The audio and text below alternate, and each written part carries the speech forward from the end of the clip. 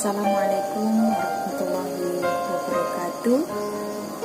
Saya Lilis Andawati, Guru Mat 1 Trenggalek, Jawa Timur, akan menjelaskan tentang tasawuf dalam Islam, pelajaran akidah akhlak untuk kelas 11 di semester 4. Tasawuf dalam Islam itu ada beberapa subtema di sana, yaitu yang pertama pengertian tasawuf, yang kedua dasar-dasar tasawuf, yang ketiga pandangan tentang asal-usul tasawuf, yang keempat sejarah perkembangan tasawuf, yang kelima pembagian ilmu tasawuf, dan yang keenam sumber-sumber tasawuf, yang ketujuh istilah-istilah dalam tasawuf, yang kedelapan peranan tasawuf dalam kehidupan modern, yang kesembilan yaitu teladan sufi Nabi Muhammad SAW dan para sahabat Nabi Muhammad SAW. Sebelumnya kita berdoa dulu kepada Allah supaya mendapatkan ilmu yang bermanfaat, barokah di dunia wal akhirah. Semoga mendapat ilmu yang bermanfaat dan barokah. Wabillahi billahi rabba wabil islam dina wa bi Muhammadin nabiyyan wa rasulah wa bi zidni ilma warzuqni fahma. Sekarang kita bahas kegiatan belajar 1 atau KB 1 tentang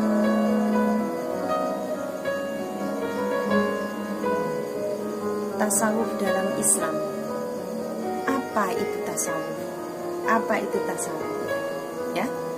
Baik, secara etimologi, tasawuf berasal dari kata bahasa Arab sofun, yaitu baris ya, berbaris-baris. Dan yang kedua berasal dari kata bahasa Arab sufun, hampir sama tulisannya, sufun, yaitu bahan wol atau bulu domba kasar.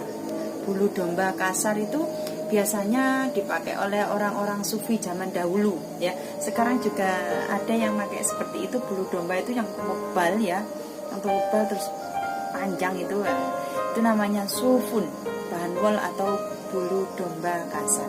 Itu secara etimologi. Etimologi itu apa sih? Etimologi itu adalah secara bahasa ya, secara bahasa. Selanjutnya adalah tasawuf, secara arti tasawuf secara terminologi atau secara istilah. Itu terdapat beberapa pengertian.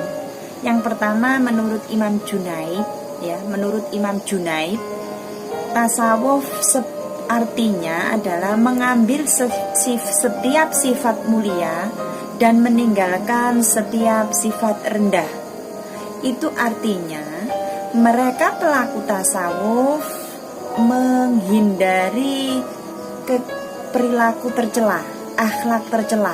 Itu menurut Imam Junaid ya, sifat mulia dalam meninggalkan akhlak buruk, seperti itu. Yang kedua, menurut Syekh Abul Hasan Asyadili, tasawuf artinya praktik dan latihan diri melalui cinta yang dalam dan ibadah untuk mengembalikan diri kepada jalan Tuhan ya, yaitu dipraktekkan, melatih diri setiap hari, beribadah terus menerus secara kontinu sampai menemukan jalan kepada Tuhan, yaitu Allah Subhanahu wa Ta'ala. Nah, di situ artinya tasawuf menurut Syekh Abul Hasan Asyadili. Seperti itu.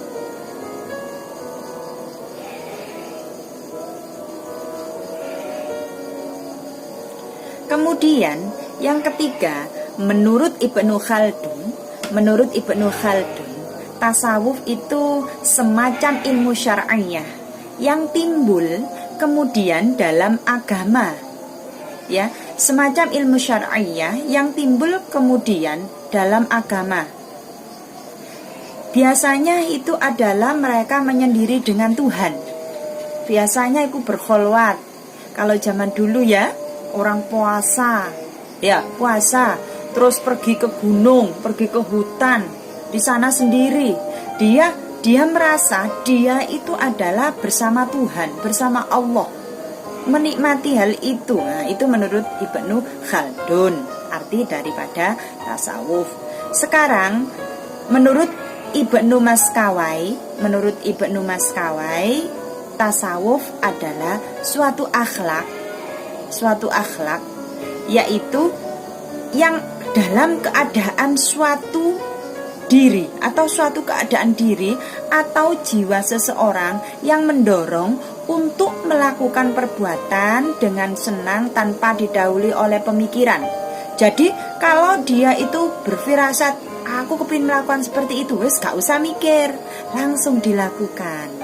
Ya, itu tasawuf menurut Ibnu Maskawai. Ya, tasawuf menurut Ibnu Maskawai. Selanjutnya yaitu tasawuf menurut Harun Nasution. Nah, tasawuf menurut Harun Nasution yaitu suatu ilmu pengetahuan yang mempelajari cara dan jalan bagaimana seorang Islam bisa sedekat mungkin dengan Tuhan. Nah, ini tasawuf itu ilmu ya, ilmu pengetahuan yang mempelajari cara dan jalan bagaimana seorang Islam bisa sedekat mungkin dengan Tuhan, entah itu dengan torekot, dengan metode, dengan dengan mempelajari hukum-hukum Islam atau dengan apa. Itu menurut tasawuf menurut Harun Nasution. Selanjutnya yang terakhir adalah tasawuf menurut Amin Syukur. Menurut Amin Syukur, sistem latihan dengan kesungguhan. Sistem latihan dengan kesungguhan. Artinya riyadhah mujahadah, untuk taqarrub kepada Allah. Jadi itu melatih dirinya dengan sungguh-sungguh riyadhah mujahadah, taqarrub kepada Allah. Entah dengan apa terserah, yang penting niatnya adalah taqarrub kepada Allah. Itu menurut Amin Syukur. Itu salah satu tindakan tasawuf. Selanjutnya kita masuk ke UKBM kegiatan belajar 1, ayo berlatih, tentang dasar-dasar tasawuf, ya, tentang dasar-dasar tasawuf dalam Al-Qur'an. Yang pertama itu terdapat dalam Quran surat As-Sajdah ayat 16. Begini bunyinya. A'udzu billahi minasy syaithanir rajim. Bismillahirrahmanirrahim. تتجافى جنوبهم عن المضاجع يدعون ربهم خوفا وطمعا ومما رزقناهم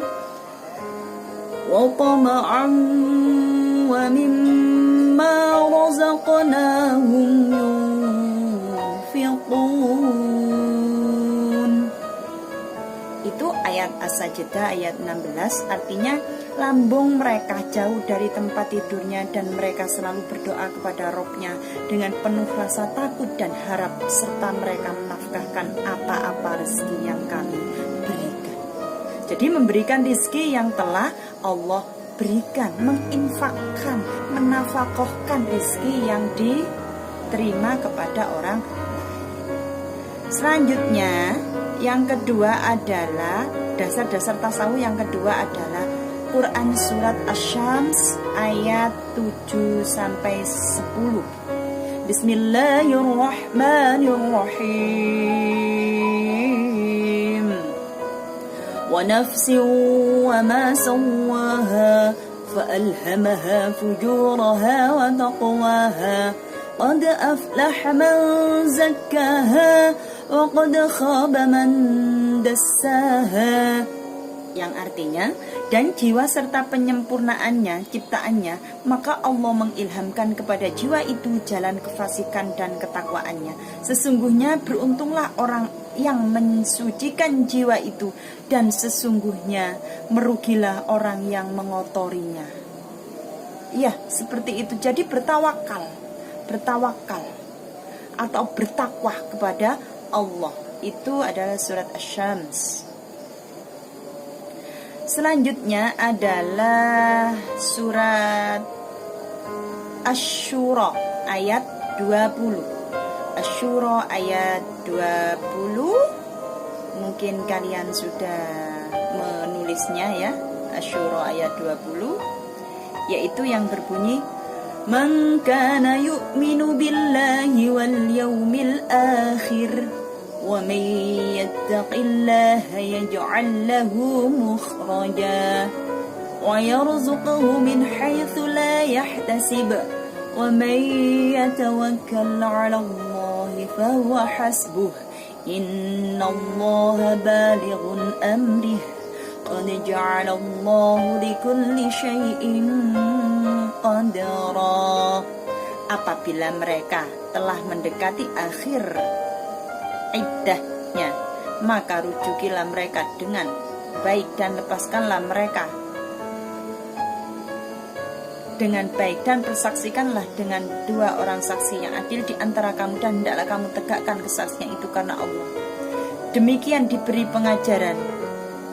Dengan itu orang yang beriman kepada Allah dan hari akhirat. Barang siapa bertakwa kepada Allah, niscaya Dia akan mengadakan baginya jalan keluar dan memberinya rezeki dari arah yang tiada disangka-sangkanya.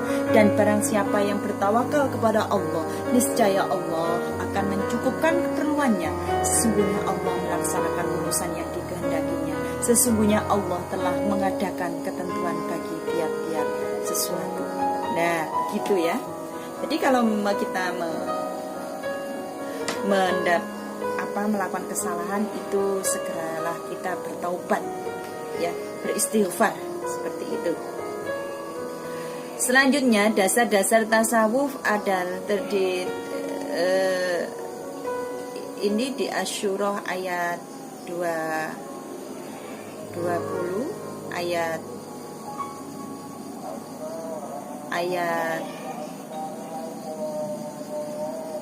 20 ya.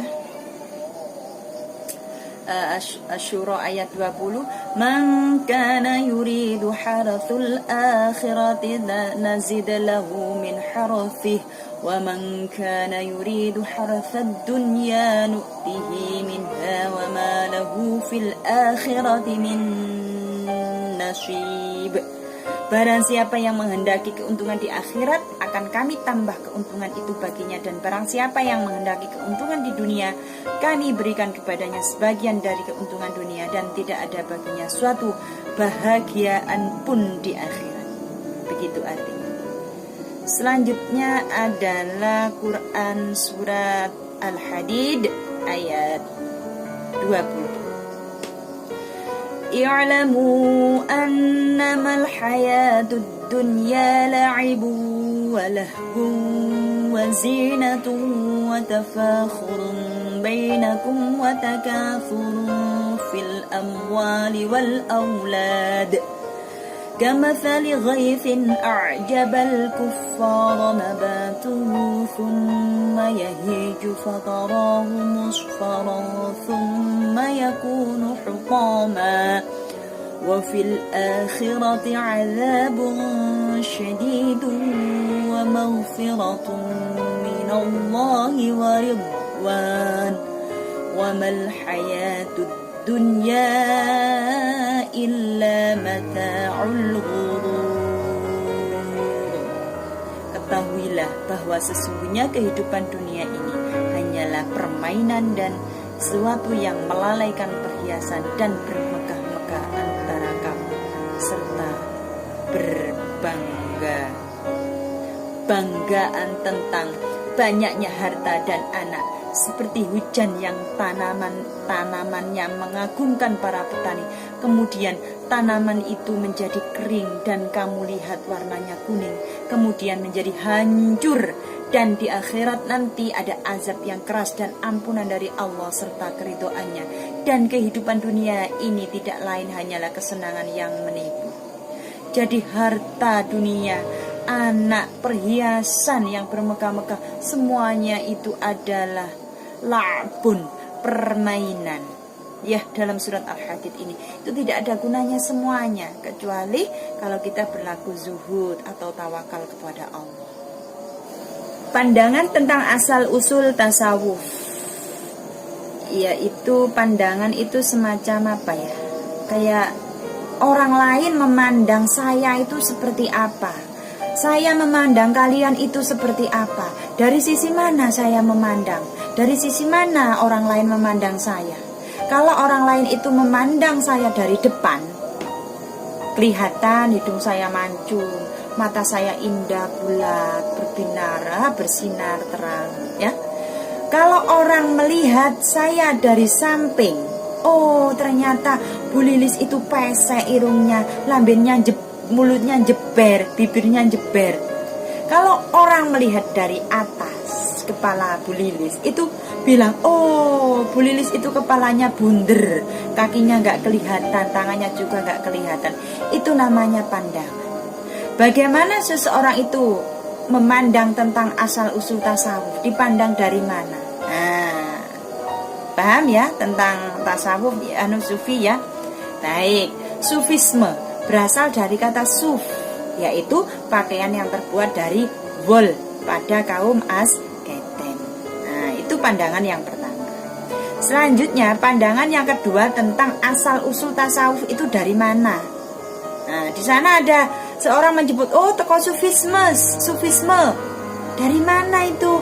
Yaitu yang kedua, sufisme, ajaran mistik yang dianut sekelompok kepercayaan di timur, terutama Persia dan India, yang mengajarkan bahwa semua yang muncul di dunia ini sebagai sesuatu yang hayali, ya, yang hayali, apa itu? Alcidentis versich, manusia sebagai pancaran, apa itu? Friedrichs dari Tuhan selalu berusaha untuk kembali bersatu dengan Dia. Nah, ini sufisme dari pandangan yang lain, ya. Selanjutnya adalah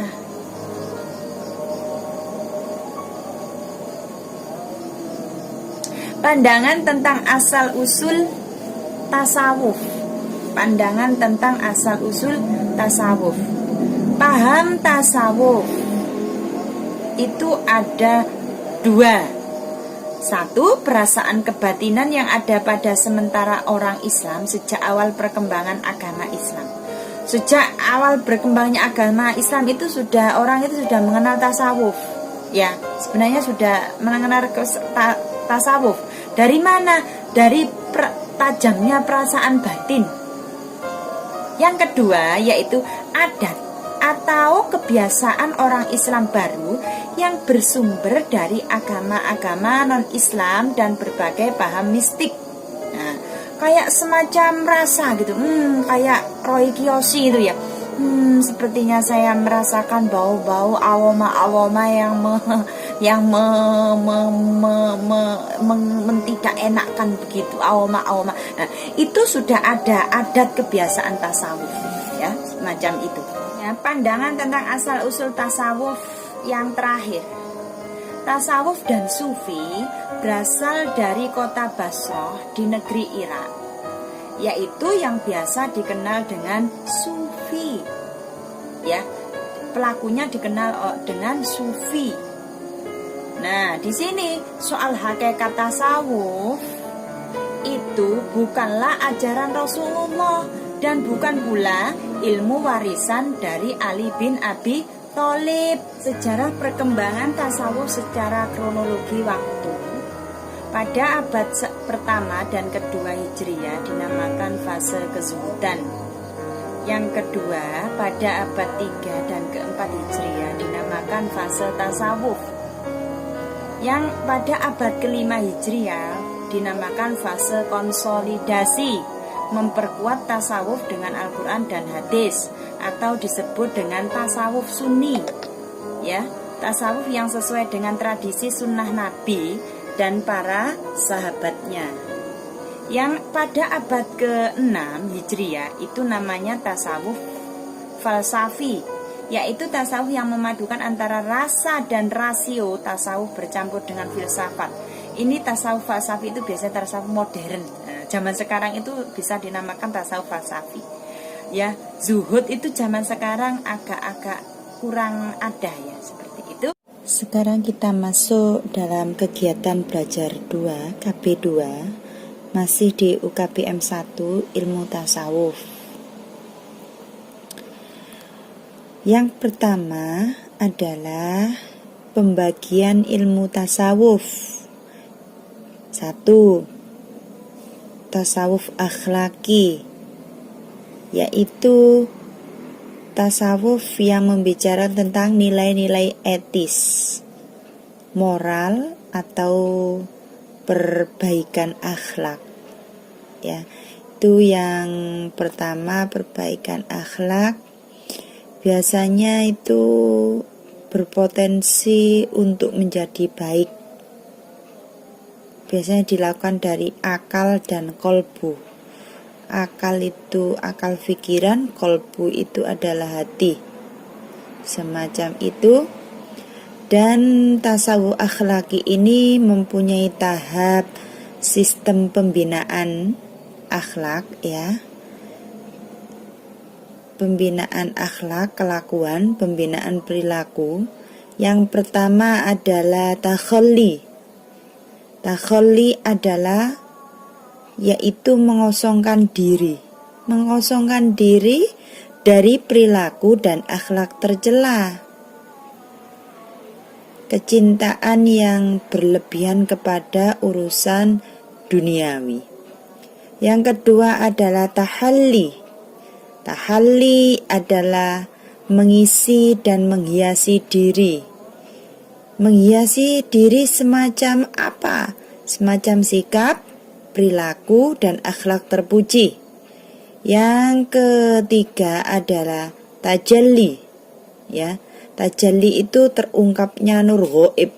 Wah, terungkapnya nur ghaib setelah kita masuk ke takhalli, mengosongkan diri, kemudian tahalli, mengisi diri, menghias diri. Yang terakhir adalah tajalli, terungkaplah nur ghaib itu. Ya, firasatnya kuat, nur ilahinya nampak hadir di dalam kolbu tersebut. Ya, para sufi yang mengembangkan tasawuf akhlaki ini adalah seperti Hasan al-Basri, Al-Muhasibi, kemudian Al-Kusyairi, Syekh al-Islam Sultan al-Auliya Abdul Qadir al-Jilani, Hujjatul Islam Abu Hamid al-Ghazali, Ibnu Athaillah as-Sakandari. Pembagian yang kedua adalah tasawuf amali, yaitu mengutamakan kebiasaan beribadah, mendekatkan diri kepada Allah. Pengamalan tasawuf amali ini ada 4. Yang pertama, syariat, yaitu hukum-hukum formal. Mereka menggunakan hukum-hukum formal sebagai rujukan, yaitu Al-Quran dan Al-Hadis.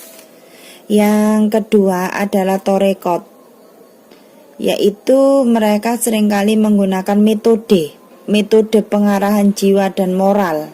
Ya, di sana ada mursyid atau guru yang membimbingnya dalam mengarahkan jiwa dan moral mereka. Yang ketiga adalah hakikat. Hakikat itu mencakup aspek batin yang paling dalam. Nah, tingkatannya ya. Tingkatan yang ketiga adalah hakikat, yaitu batinnya itu apa ya? Kuat seperti itu ya.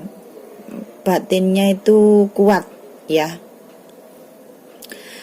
yaitu mempunyai syariat yang merupakan tujuan perjalanan menuju Allah ya, seperti itu, punya rahasia, dia punya rahasia dari syariat tersebut.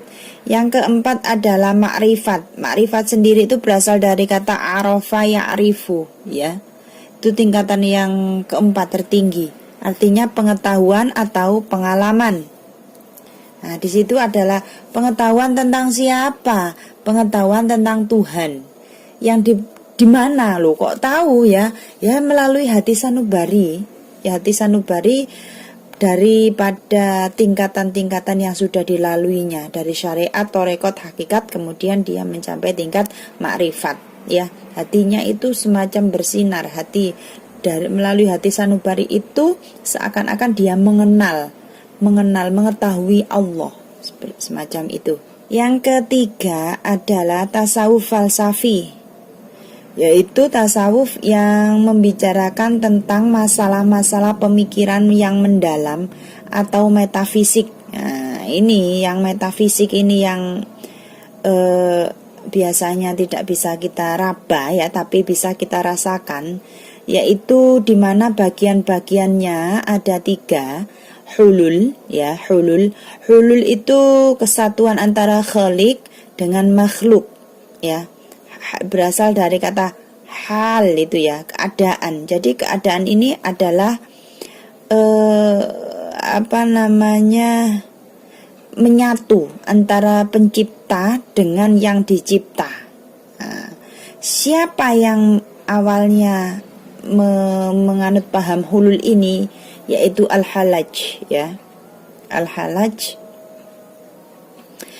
Al-Halaj ini berkeyakinan bahwa Tuhan itu menempati dan memilih tubuh manusia untuk ditempati, seperti semacam itu ya. Jadi menyatu antara manusia dan Tuhan itu menyatu. Yang kedua adalah wahdah al-wujud, atau biasanya di sering enaknya itu wahdatul wujud, semacam itu ya.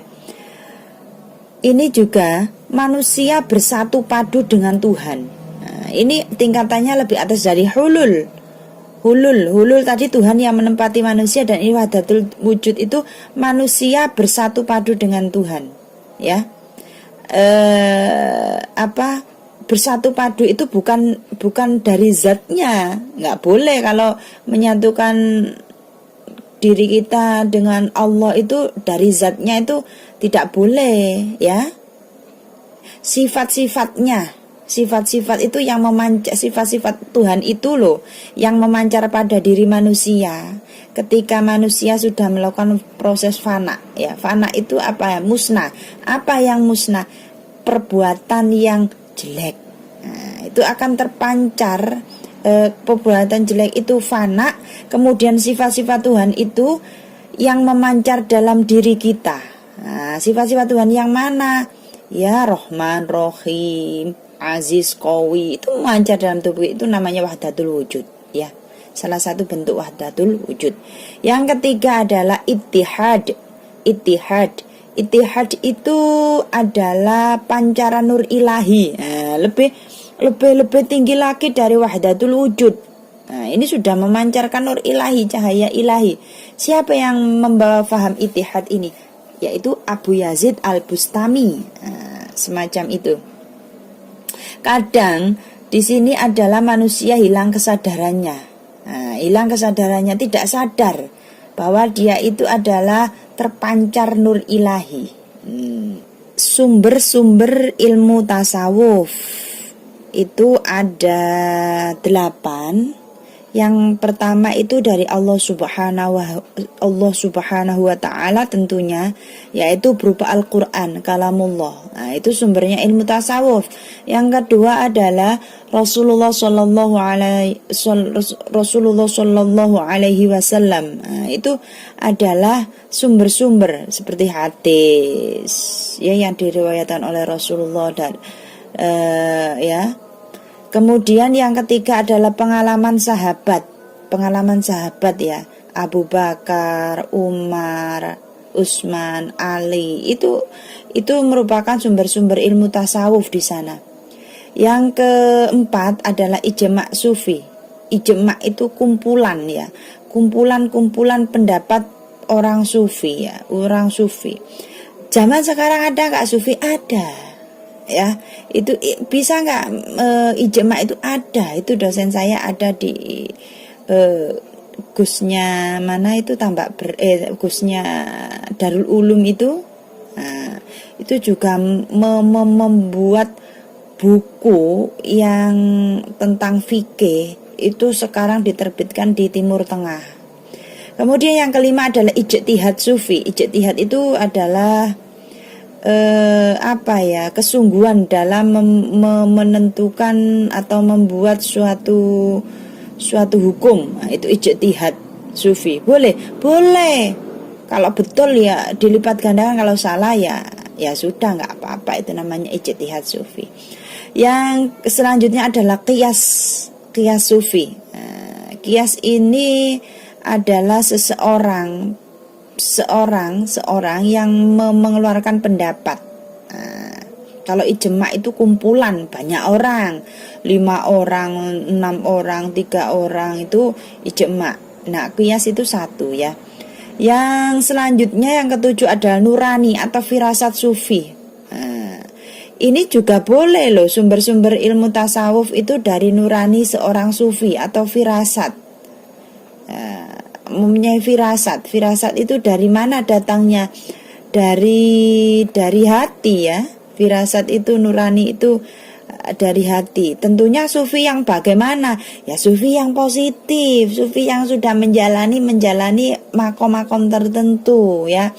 Istilah firasat itu semacam apa ya? Firasat rasa batin, firasat hati, itu adalah nurani sufi. Yang ke-8 adalah amalan sufi. Amalan sufi itu bisa dijadikan sebagai sumber-sumber ilmu tasawuf ya, amalan-amalannya orang sufi. Nah, di zaman modern seperti apa? Nggak ada Bu sufi. Ya ada. Bagaimana cirinya? Nanti kita pelajari di sana bagaimana ciri-cirinya. Ya kiaimu itu ya bisa jadi adalah seorang yang sufi, guru-gurumu itu juga seorang sufi. Bisa dilihat dari ibadahnya, hakikat rekod makrifatnya itu bisa dilihat dan dirasakan oleh kalian. Istilah tasawuf. Yang pertama adalah al-maqamat. Ya, al-maqamat itu artinya tingkatan, kedudukan spiritual atau tempat berdiri. Menurut Al-Qushairi adalah tahapan adab atau etika, tahapan-tahapan etika seseorang. Menurut Abu Nasr Al-Sarraj, al-maqamat yaitu kedudukan atau tingkatan. Ada beberapa tingkatan di sana. 1, 2, 3, 4, 5, 6, 7, 8. Ada 8 ya. Menurut Imam Al-Ghazali. Yang pertama taubat. Ya, tingkatan yang rendah taubat. Yang kedua sabar. Yang ketiga fakir. Ya, belajar miskin walaupun kaya, walaupun banyak uang. Itu belajar fakir. Selanjutnya yang keempat adalah zuhud. Ya, zuhud menghindari keduniawian. Yang kelima adalah tawakal. Tawakal berserah diri. Yang keenam mahabbah. Cinta pada siapa? Cinta kepada Allah. Melalui bagaimana? Ya melalui hal-hal yang baik, yang positif. Yang ketujuh adalah makrifat. Mengetahui Allah, sifat Allah itu harus tahu. Zat Allah juga seperti itu. Yang kedelapan adalah ridho. Ridho ini tingkatan yang paling tinggi menurut Imam Al-Ghazali. Ridho, ya ridho, ikhlas, apapun yang kita rasakan, apapun yang kita lakukan itu adalah harus ridho. Itu menurut tingkatan al-maqamat tertinggi menurut Imam Al-Ghazali. Yang kedua adalah al-ahwal. Al-ahwal itu artinya adalah keadaan mental, ya, keadaan mental atau mental states. Menurut At-Tusi itu ada beberapa di sana. Yang pertama adalah al-muraqabah. Al-muraqabah itu rasa selalu diawasi oleh Tuhan. Muraqabah itu kayak seakan-akan itu apa yang kita lakukan itu ya diawasi Tuhan, ya merasa diawasi Tuhan. Yang kedua itu al-qurb, perasaan dekat kepada Tuhan. Nah ini dekat sekali, senang, perasaan itu senang, gembira, tidak sedih, tidak susah, senang, itu al-qurb. Yang ketiga adalah al-mahabbah. Al-mahabbah itu rasa cinta kepada Tuhan. Yang keempat khauf wa roja. Khauf itu takut, roja itu pengharapan. takut akan Allah itu melihat kita. Apapun yang kita lakukan itu adalah ketakutan dan berpengharapan bahwa Allah itu akan meridhoi setiap langkah kita. Itu adalah roja. Yang kelima adalah adzauq. Adzauq itu apa? Di situ asyauq ya. Asyauq itu rasa rindu. Rindu siapa? Ya rindu Allah, rindu Rahman Rahimnya, rindu Al-Aziznya, rindu segala-galanya akan Allah. Kemudian yang keenam adalah al-uns, rasa berteman. Oh, ini seakan-akan kita sama Allah itu teman. Apa kesusahan kita dan lain kita curhat kepada Allah, pada teman kita. Itu al-ahwal ya. Ya, keadaan mental seseorang ya. Istilah dalam tasawuf itu. Yang ketujuh adalah at-tumakninah, rasa tentram ya, tentram kita melakukan ibadah, tentram ketika kita berpuasa, tentram ketika kita berzikir, itu namanya at-tumakninah ya. Yang kedelapan adalah al-musyahadah, perasaan menyaksikan Tuhan. Nah, ini makin ini adalah tingkatan yang paling tinggi menurut At-Tusi, itu adalah al-musyahadah. Ya, menyaksikan Tuhan, seakan nanti Tuhan itu hadir pada diri kita. Kita tidak boleh membayangkan zatnya, nggak boleh, tapi sifat-sifatnya boleh ya, seperti itu. Yang kesembilan adalah al-yakin, rasa yakin seyakin-yakinnya, itu tingkatan tertinggi menurut At-Tusi. Ya, tingkatan tertinggi, ketingkatan keadaan mental seseorang tertinggi menurut At-Tusi itu adalah al-yakin, yakin, wis pokok yakin. Oke, sekarang kita membahas peranan tasawuf dalam kehidupan modern. Ya, perlukah kehidupan modern itu, perlukah tasawuf itu masuk dalam kehidupan modern seperti sekarang ini, apalagi musim pandemi COVID-19 ya. Nah, ini sangat-sangat modern ya. Makhluk Allah yang terkecil pun bisa merusak atau menghadirkan kegelisahan seluruh umat di dunia. Nah, ini kehidupan modern ya. Ini kita harus kembali ke kehidupan sufi sebenarnya ya. Lockdown, dilarang keluar, harus di rumah, itu podo ae karo seperti halnya di goa. Nah, ya di goa, tapi ini di rumah mewah kalian ya. Anda semuanya di rumah mewah, di lockdown karena COVID-19. Itu adalah semacam tasawuf. Ada itu seakan-akan tasawuf. Bagaimana? Ya, yang pertama menyelamatkan kemanusiaan dari kebingungan dan kegelisahan yang mereka rasakan sebagai akibat kurangnya nilai-nilai spiritual. Nah, itu akan menyelamatkan ya. Bingung jadi tenang, gelisah jadi apa? Jadi bahagia. Yang kedua adalah memahami tentang aspek esoteris Islam, baik terhadap masyarakat muslim maupun non muslim. Nah, itu ya. Aspek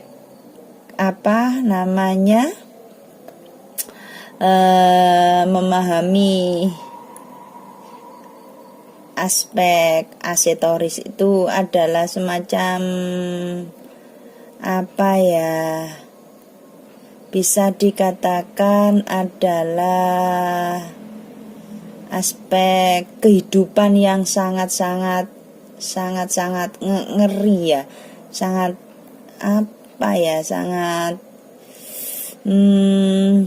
itu ya, kesulitan dalam hidup itu loh ya. Esoteris ya, aspek esoteris Islam, yaitu perbedaan dari seorang muslim atau non muslim. Yang ketiga adalah menegaskan kembali bahwa aspek esoteris Islam atau semacam tasawuf ya, esoteris Islam semacam tasawuf adalah jantung ajaran Islam. Bahwa tasawuf itu sebenarnya jantung ajaran Islam. Coba kita bayangkan kalau manusia tidak punya jantung, atau jantungnya itu rusak, atau jantungnya itu sakit, apa yang terjadi? seluruh tubuhnya mengalami sakit. Begitu juga manusia. Kalau mereka tidak mempunyai ilmu tasawuf, mereka hidup itu seakan-akan adalah sakit. Mereka tidak punya makom tasawuf, tidak punya makom ridho, makom taubat, tawakal, ridho, ikhlas, syukur. Itu mereka adalah semacam orang sakit. Seperti itu ya logikanya ya, kenyataannya.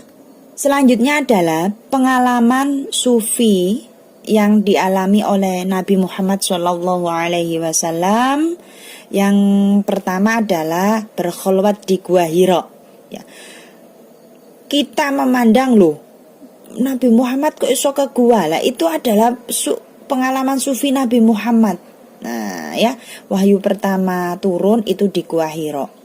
Orang lain menganggap Kanjeng Nabi lho, lah apa Kanjeng Nabi kok iso masuk ke gua itu, meneng-meneng di daleme kan yo enak seperti itu. Yang kedua adalah ar-ru'ya as-sadiqah, ar-ru'ya as-sadiqah, yaitu kebenaran mimpi Nabi Shallallahu Alaihi Wasallam. Mimpinya Nabi itu bisa jadi sumber tasawuf karena Nabi adalah utusan Allah, Rasul Allah. Yang ketiga adalah masalah wahyu yang turun kepada Nabi. Wahyu melalui malaikat Jibril ke Nabi Muhammad itu adalah pengalaman sufi yang dialami oleh Kanjeng Nabi Muhammad SAW. Yang keempat adalah pengalaman Isra Mi'raj, di mana di sana Kanjeng Nabi naik buruk. Banyak orang yang nggak percaya, hanya istrinya saja yang percaya waktu itu dan Abu Bakar. Bahwa Kanjeng Nabi itu Isra Mi'raj semalam naik buruk, langsung menerima wahyu, menerima perintah sholat itu di langit sana ya, dari langit sana. Itu adalah pengalaman sufi. Tidak bisa ditangkap oleh mata tapi berupa metafisik ya. Selanjutnya adalah pengalaman sufi para sahabat. Nah, para sahabat ini juga mengalami mengalami tasawuf, disebut sufi. Seperti Abu Bakar As-Siddiq. Abu Bakar As-Siddiq itu sudah dikasih tahu oleh Kanjeng Nabi bahwa dia adalah salah satu nanti akan masuk surga, penduduk surga, pemimpin orang-orang di surga. Yang kedua adalah Umar bin Khattab, yang mana beliau adalah memberikan uang kepada pembantunya untuk dibagikan kepada fakir miskin. Itu sufi ya. Apa di sana fakir ya? Merasa fakir. Umar bin Khattab itu tidak merasa kaya walaupun kaya ya. Yang ketiga adalah Utsman bin Affan, juga mengalami sufi ya, yaitu firasat Utsman kepada seorang laki-laki yang menghampirinya karena telah berbuat zina. Laki-laki itu datang ke Utsman bin Affan sambil tergesa-gesa kemudian duduk. Kenapa orang-orang mengejar saya? Utsman bilang, karena kamu habis zina. Ya sudah, kalau begitu, kalau kamu sekarang akuilah kamu zina, istighfar, taubat. Nah, itu pengalaman sufi Utsman, padahal Utsman tidak tahu laki-laki itu, ya, sebelumnya belum tahu, tapi secara firasat, secara kesufian, Utsman merasakan bahwa dia telah melakukan zina. Selanjutnya disuruh Utsman untuk beristighfar, bertaubat kepada Allah. Yang keempat adalah Ali bin Abi Thalib, yaitu kezuhudan Ali. Ali itu adalah menantunya Kanjeng Nabi, tetapi beliau adalah berkehidupan sederhana sekali, yaitu disebut dengan zuhud. Sekian, terima kasih kami sampaikan. Apabila ada kesalahan, salah kata atau salah menjelaskan, itu adalah kekhilafan dari saya pribadi, dan mohon maaf. Terima kasih. Wassalamualaikum warahmatullahi wabarakatuh.